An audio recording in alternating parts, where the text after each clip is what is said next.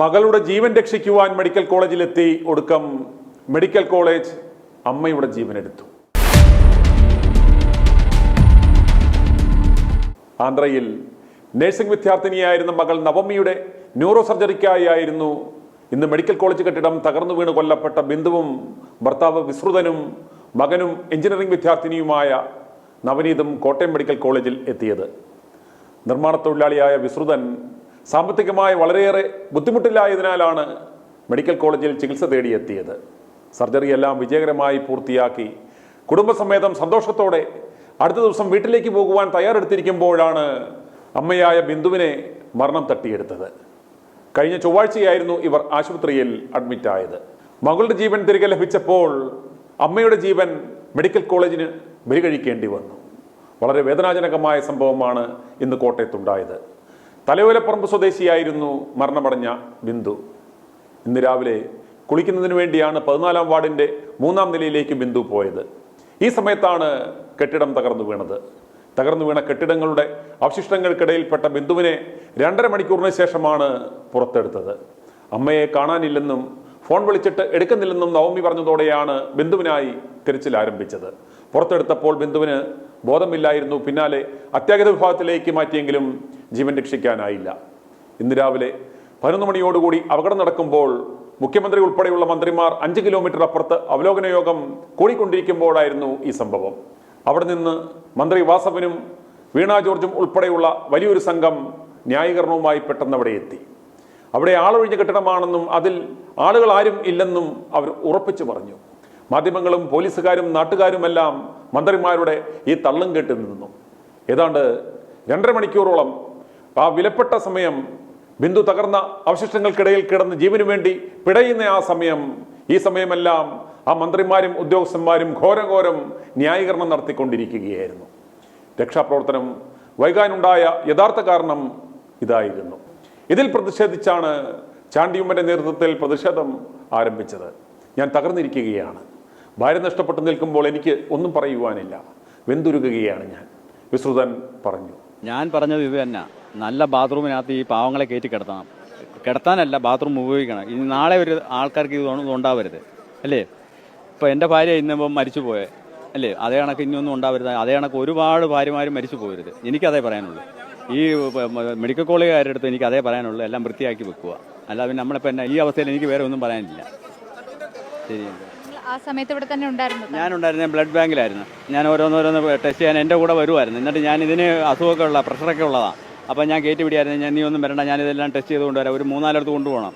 അപ്പോൾ അങ്ങനെയൊക്കെ ആയിട്ട് പറഞ്ഞു വിടുമായിരുന്നു. അപ്പോൾ ചേച്ചിയെ കാണാനില്ല എന്ന് പറഞ്ഞു. അപ്പോൾ മെഡിസിൻ കൊടുക്കണം, ഫുഡും കൊടുക്കണമെന്ന് പറഞ്ഞാൽ അങ്ങ് വാർഡിലോട്ട് പോകുന്നത്.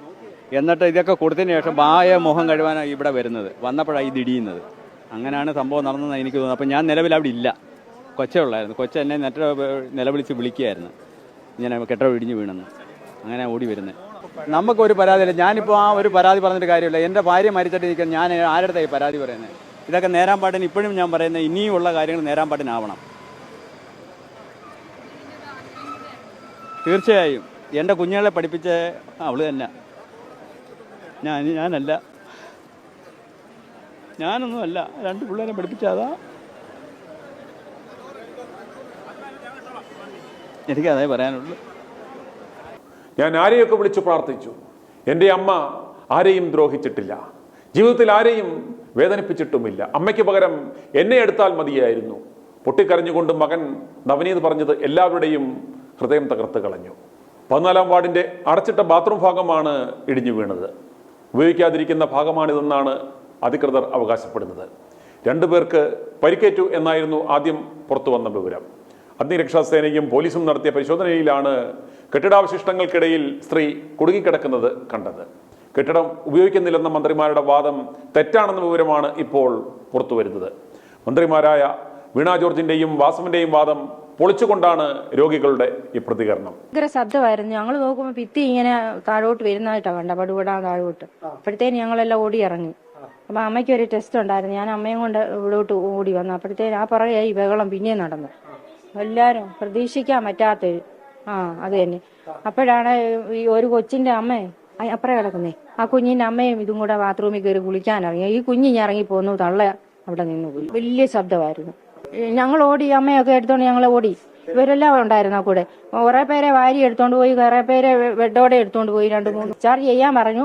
ഞങ്ങള് ഇപ്പൊ സീരിയസ് അല്ല, അപ്പൊ ഓപ്പറേഷൻ തിയേറ്റർ അടച്ചിട്ടിരിക്കുന്നോണ്ട് ഇപ്പൊ ഇതൊക്കത്തില്ല, ഞങ്ങൾ വിവരം അറിയിക്കാന്ന് പറഞ്ഞു. ബാത്റൂമാണ് പൊളിഞ്ഞു വീണത്. അവിടെ അടച്ചിട്ടിരുന്ന മുറിയാണ്, പരീക്ഷാ ഹാളാണ്, പല ഇതാണ് ഇപ്പൊ പറയുന്നത്. അപ്പൊ ഞങ്ങളെ ഇങ്ങോട്ട് എന്തിനാ മാറ്റിയത്? അതല്ല ഇടിഞ്ഞു വേണമെങ്കിൽ ഞങ്ങൾ എന്തിനാ ഇങ്ങോട്ട് മാറ്റിയത്? ഈ കൊച്ചിന്റെ അമ്മ കാല് വയ്യാത്തതാ. ഇതിന്റെ അയാളെ കൊച്ചിനെ കൊണ്ട് ഇതേ പേടിച്ചിട്ട് കാഷ്വാലിറ്റിയില്ല, അതിന് ഫിക്സ് വന്നു.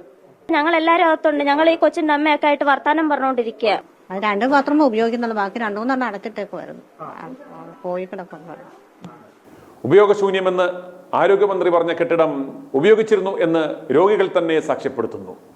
അപകടത്തെ ലഘൂകരിച്ചുകൊണ്ടായിരുന്നു മന്ത്രിമാരുടെ പ്രതികരണം. അപകട സമയത്ത് കെട്ടിടത്തിൽ നിന്ന് രോഗികൾ പരിഭ്രാന്തരായി ഓടിയെന്ന് ദൃക്സാക്ഷികൾ ITV ന്യൂസിനോട് പറഞ്ഞു. അപകടത്തെക്കുറിച്ച് ജുഡീഷ്യൽ അന്വേഷണം വേണമെന്ന ആവശ്യവും ഉയരുന്നുണ്ട്. സർക്കാരിൻ്റെയും ബന്ധപ്പെട്ട വകുപ്പുകളുടെയും അനാസ്ഥ ഒന്നുകൊണ്ട് മാത്രമാണ് ഈ അപകടമുണ്ടായത്. കാലഹരണപ്പെട്ട കെട്ടിടങ്ങൾ ഒന്നുകിൽ പൊളിച്ചു കളയുക, അല്ലെങ്കിൽ അതിൽ ജനങ്ങൾ കയറുന്നില്ല എന്ന് ഉറപ്പുവരുത്തേണ്ടുന്നത് ആരാണ്?